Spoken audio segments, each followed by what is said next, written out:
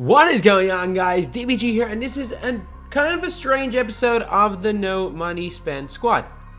So right now, we are on episode number 32. And you know what today was? Today was the first day of the 250k tournament. So in this video, I'm going to be going over all of the games I played in the tournament. And if you guys want to see some just ridiculous things, you can watch my previous video, which is basically like 2K stole my top 100 reward, because 1100 points is significantly more than almost everybody above 2000. It's probably somewhere around 55 to 60 in the world. And I'm just putting this in after the video. So 740 points, I think, is like 110 in the world. So if 740 points, which is like 2/3 of the amount of points that I got, is 110, I can very comfortably say I am well in the top 100 anyway. Or maybe 55 to 70, that's my prediction for what that is. Because I was literally, before the game I lost, I was ranked number 31 in the world. I actually have lost the footage from my second last game when I was looking over it. I don't know why. I think I forgot to hit record for that one specific game. But basically, I think I was like 39th and went 31st. And obviously, I did lose a game. As you guys know, like, there's no way I got 1,151 winning all the games. But this is the team that I used. And this is the team that should have comfortably got me top 100 world. Actually, no. It is literally 2K's ridiculous point system, bumping you down 1,800 places when you lose. This is the team that did get me top 100 in the world. I know for a fact 300 points is what's needed to get in the top 500. I have nearly 4 times that. Nearly 4 times that, and they say I'm 2,000. I know for a fact that there's people ranked, I think, 1,900 in the world that lost a game a little bit after I did with like 200 points. That there are people with 200 points and lost a game that are ranked ahead of me. So basically, however many people didn't lose a game or didn't even play a game, if you just entered and didn't play a game and got 0 points, you are ranked ahead of me right now. That is just the way 2K is. But look, it's a seriously flawed system. I've already ranted about it a lot. But this is a team that I used, and I'm going to tell you guys how I played. And it's this team right here. This is the team I used. Nothing spectacular. I used my no money spent team. And I was thinking, what is the best way for me to win games? And man, I am so happy with the squad I picked. I probably should have put last 3 off the bench, but I was kind of sick of having to call timeouts and stuff, because I wanted Bielitsa in as my bench power forward. I wanted Channing Frye in as my center. And look, stamina wasn't an issue at all. But looking at players that didn't make my squad, those players were Larry Bird, Jason Williams, Cliff Hagan, Leitner, Rudy Djimjanovic. Jerry Sloan didn't make my squad. The reason for that is just no range extender. That's a huge negative for a wing for me. There's one non-range extender player, and there's a reason why I have him in. Darius Miles didn't make the squad. You're looking at rubies. Didn't pick Charlie Ward. I obviously didn't pick Michael Cooper, who I was considering picking. Gerald Green didn't make the squad. Kenny Smith didn't make it. Rex Chapman didn't make it. I kind of half regret not picking Rex Chapman as one of my last 3 off the bench, just because he is range extender. And Leandro Barbosa, another great card. So a lot of really great players didn't make this squad. And this was the team I managed to pick up, or come out with. And there were reasons for it. So at the point guard, we have the star of the squad, Derrick Rose. Derrick Rose averaged, I say, at least 20 points a game through this tournament in 4-minute quarters. It was ridiculous. He had a couple of 30-point games. He is almost unguardable for me. He's averaging 12.5 points per game in 57 games. Look at his shooting percentages. It is ridiculous. Like, I don't shoot threes with him at all. Like, he's shooting 40% from 3, which is not terrible. He is shooting like 93% from the free throw line. And just look at that. Like, he is literally shooting 5.5 7.2. I don't know exactly what it is, but that has to be close to 75% or maybe more from the field. He is just dominant. That quick first step badge, dunk animations are unbelievable. 85 driving dunk, the biggest lie in this game. And so is his speed stat of 93. That is 99 everything. He is the single best point guard. I keep saying, I know he's not the single best one. Stephon Marbury is. But he is the single best starter award by a significant amount. Like, he is so good. He is still unbelievable. Then the 2 and the 3, we have 2 range extender shooters. So we got Nick Anderson, who's got catch and shoot. He's got range extender as well, and quick draw. And same with Wally Szczerbiak. He has got range extender and quick draw as well. We have Luke Walton at the 4. I really like Luke Walton because he's a kind of hybrid 3-4 and he cleans up on rebounds. He's got quick draw, he's got catch and shoot. He shoots really, really well from the corners, even though I don't think he is corner specialist. But yeah, he's fantastic. Absolutely fantastic. 85 shot 3, he's a beast, and everyone knows about Porzingis. At the bench we have Marbury. I still don't have him up to an amethyst, but he is still a beast, and he's not that far off an amethyst. Ray Allen is in there for a range extender, and the reason why I had Desmond Mason in, so I probably, if I was to make this team again, what I would have done was I would have put in, not Rex Chapman because I can't play him at the 3. Actually, no, I probably would have put in one of Rex Chapman or Luke Kennard. Whichever one of those two I found their release easier, because I need a lot of range extended players to beat zones. That is the best way to beat zones, because zones do leave players spot up from limitless wide open. If you can hit them, they are big shots. The reason why I had Mason in is because Stephon Marbury only has silver quick first step when he's a ruby, but Desmond Mason, the diamond, comes with gold quick first step.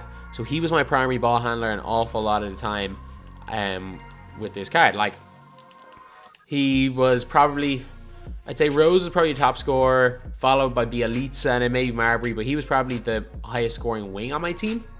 And then we had one of the stars of the team, Nemanja Bielitsa.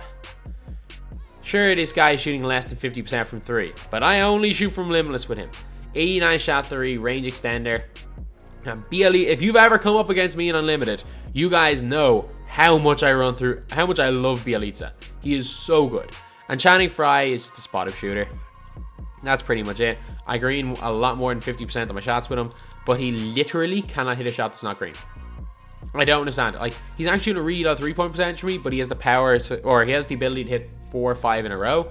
But literally, like, his 3-point rating is 94, and I use Terry stats. He has my +4 3-point shot. He has a 98 shot 3, and he has not hit a non-green 3 for me in about 10 games. But anyway, yeah, that is the team. Now let's go on to all the games. So guys, game 1 I didn't really know what to expect, and to be honest, this was not a great squad we came up against. Ruby X skill player, Latrell Sprewell's decent at Ruby. Not exceptional, but fairly decent. He's got quick draw anyway when he gets to Ruby, but we started off this game doing quite well. So we started off in a man-to-man on defense full court press, because what we're trying to do is, like, you need to get quick wins. That is the whole thing with this game, with this tournament. I wasn't sure how much of a factor rage quits were going to be. Whereas last year, say if you won a game by 30 points, you probably got 350 points, and a rage quit was like 150 to 200. So it was significantly better to play the game than it was a rage quit, although the more rage quits you got, the better chance you had. But this year, trust me, it is all about rage quits. We started off quite fast, and although this guy did put up a bit of a fight, we did start to pull away, especially in the second half. We are hitting a lot of whites in this game. I just realized that. And an easy 21-point win. However, one thing I've noticed, points are down. 154 is all you get. Whereas last year, that would have gotten me about 320 to 350 points, and a rage quit would have been about 150, 170 if it was an early one. This year, it is so low. And you know what you get for a first minute rage quit? 125. So nobody's getting above like 200 points unless they're absolutely destroying their opponent. And it's just crazy. This game, it's rage quit or bust. It is literally rage quit or bust. It's a matter of who can force the most rage quits. And this guy here, I thought definitely I'm forcing a rage quit. I'm up 31-8, 32, I think it was 33-8. I was absolutely dominating against this guy. And I continued to put on the lead. And then in the third quarter, he decided to try pause for 2 minutes. I'm thinking he's gonna pause the whole way out. And I'm thinking, good, great. I get an extra game in. I don't play the fourth quarter. But nope, he lost the whole way in by 61 points. And we do get 253 points. But like, come on, a 2 minute long rage quit gets me half of that. So it is not great. But again, we're still 27th in the world, which is not far off our high for the day. So we are playing against this guy here. He's got a lot of evolved players, but I'm not normally worried about a team like this, because the thing is that he's got 2 non-shooters, and when you ever see someone running with 2 non-shooters, you know they're normally not that great a player. You know comp, And the best players in the world are running with 5 shooters at all times. Trust me, they are. And early on in this game, I could tell this guy did not know the power of Derrick Rose.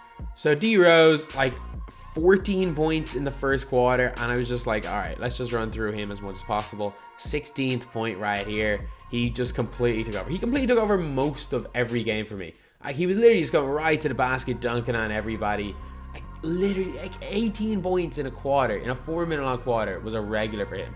And the limitless god Bielitsa stepping up big time. There were some games he carried us. Like Bielitsa, he's our zone buster. He is the single best wide open shooter in the game, in my opinion. But Rose just continues to destroy him. And even though we don't really pull away too much in this game, we don't ever get to a stage where, well, I didn't feel there was a stage at all in this where I'd completely let him back into it. I kind of went into a bit of panic mode. Like, I should have went out of the press once I realized he wasn't going to rage quit, because it would have been a lot more beneficial for this individual game for me to sit in a 2-3 zone. I would have much easier won this game. And who knows, maybe I could have built up a 10-15 point lead, gotten a couple of steals out of that, and forced the guy into rage quitting out of frustration. But I went for the press, which probably wasn't the best idea in the world. But either way, a 17 point win is a 17 point win. I can't complain, but the way this tournament is, that was not ideal.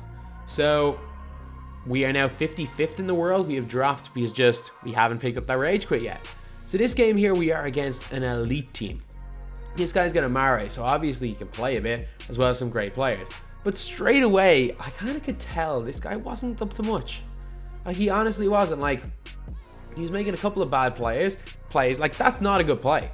Like, he got it. It came off. The animation worked his way, but that's not an effective play.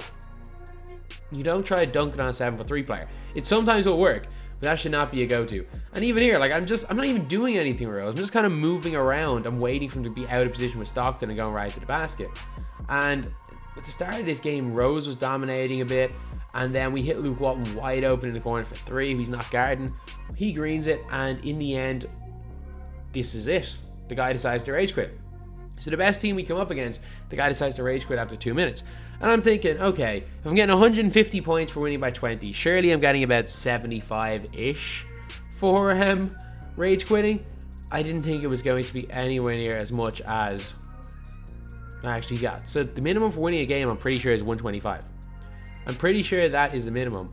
And we are 680 points. So we're actually in 24th, which is the highest we got to in the day, which is kind of crazy. There was a stage, like, as you can see, we are only 90 total points. Like, we were only 90 points off the top 10 at that stage. There were stages where we were fairly close to the top 10, but we just never broke into it. But yeah, we just, again, started off fast in this game. We started off fast in almost every game because of the way we play, because of basically Derrick Rose. The way I play, the speed I play at, especially with the Derrick Rose card, I start these games so quickly. And honestly, I don't think in a month's time Derrick Rose is going to be the be-all and end-all player. But right now, like, he was the reason I was so far ahead in games. Like, we did well. We were starting off well. We were forcing this guy. I'm not great at getting in the lane, getting in the passing lane, getting steals. I was trying to force this guy to run at Porzingis, but I was committing a lot of fouls. And you know what fouls do? They slow things down. Fouls slow the game down. We weren't doing a good job getting in passing lanes. Like, I'm not saying I did a bad job on defense, because I didn't. I did a fine job. This was a weird game because this guy, he kind of stuck in the game, but it was another one of those games where I knew I had it won. And then Derrick Rose just took over like he did in half the games. Derrick Rose was, not only say he was a savior, but he was by far the best player in the squad. And, like, again, another comfortable win, but it didn't look like it was going to be comfortable for a while. But another game, I didn't force a rage quit. That's something that I've been really bad at, and I'm not very good at in 2K. My normal playstyle in 2K is a real slowdown playstyle. I had to completely change for the tournament, and I felt I did really well, but look, 141 points for a game is not going to be good enough. 822, like, we're now 150 off. We've gone another 60 off getting into the top 10. And this game was the weirdest game ever. This guy was terrible. And he kept hitting, like, very early jump shots. He kept getting every offensive board. He kept hitting smothered layups. And it was weird. Like, every time I felt like I get a little bit of a lead, he'd come right back into this game. He got mad and ones. But again, like I hit the 3 to start a little bit of a run here. Derrick Rose hits a massive 3, and I end up destroying this guy. Like, I should have 20 in the first quarter in this game. I just don't understand how this guy stuck with it so long. It's just one of those games where everything goes against you, but look, a win is a win. However, 150 points was not going to be good enough. At this stage, I realized, look, there is no chance. Unless I get like 7 or 8 wins in a row, there is absolutely no chance. And this game right here is against a guy of J.R. Smith, and his team is not great. It really isn't great. And starting off the game, we start off really fast again with Derrick Rose. However, this guy hit a lot of threes with Anthony Davis and LeBron. Very few of them were greens, but he just kept nailing them. I have a theory where it's like, if you're shooting badly, you're going to hit more non-greens. But if you're greening a bunch of shots, and then you don't green one, that one non-green doesn't have a chance of going in. Because when you're shooting a similar percentage from 3, and he didn't green a shot until the 4th quarter, and I was greening pretty much 40-50% of my threes, and he was shooting a similar percentage. He was just hitting all whites with lower rated players. But that's just 2K20. In the end, we won by 7 points. Problem is that I think we got 125, get the bare minimum from this game. We are up to 39th in the world, which is really not a great place to be in. So I actually lost the footage for one of the games. I genuinely don't know where it is. It just skipped it. I mustn't hit record, but basically that was another game where another 20-point win, and we were actually stuck for, this is the final game here, we were stuck at 69% for ages loading, which is kind of crazy. I thought I was going to lag out of turn, which would have been very annoying. When we started off this game against one of the best teams, like this is an elite team we're playing against. This is almost as good a team as you can buy. And we started off on fire. Like Rose is killing them. We're hitting shots from the outside. They sit in the zone. The limitless got Bielitsa goes to work, because basically the way they play zone, if you dribble the ball one side of the floor, the opposite wing, or whoever's on the opposite wing at the time is going to spot up from limitless on the wing, and they literally can't guard that. So if you have a limitless range shooter, if you have 5 range extender players, you're getting a wide open range extender 3 every single possession on a 2-3 zone. Like that there. That is going to be wide open every single time the ball's on the other side of the floor. And it's Nemanja Bielitsa that really carried us. We are greening a ton. And this is the real annoying thing about this game, is that this guy was not greening anything. He was greening nothing. And our 3-point percentages were so similar. I think I hit 1 to 2 non-green threes in the game. And look at that, we're up 6 a minute to go. They hit a contested non-green 3. Then we go and sell with Stephon Marbury a better release, wide open, clank. Clankety clank, clank, clank. We end up going down. Stephon Marbury gets a massive dunk. So this is a big play. This is a massive play, because after coming up against this squad, I can guarantee you, I wasn't going to finish top 10. I wasn't going to finish in the qualifying position. But I would have probably finished today and wouldn't have had to deal with 2K bringing me down like 1,800 positions for no reason.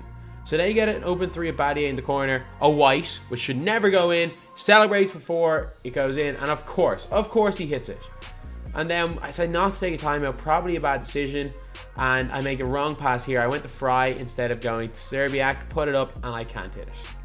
So anyway, that's the video. Like, it is unfortunate, and it's annoying that I probably won't get the top 100 reward. I know for a fact I'm well comfortably in the top 100, but yeah, like, this is the No Money Spent squad. These aren't even the highest rated players. This is the type of team you can use and compete with anybody. And it just showed in competition where people are at their sweatiest, this is a type of squad. This is the squad that I feel most confident winning with. I'm very confident that I wouldn't have done any better if I was using my pink diamonds, my diamonds, and my PC account. This is the No Money Spent squad, and this is as good. Well, not as good. This is a squad that can compete with any God squad. So anyway, that's the video. Thank you guys for watching. Please like, comment, and subscribe.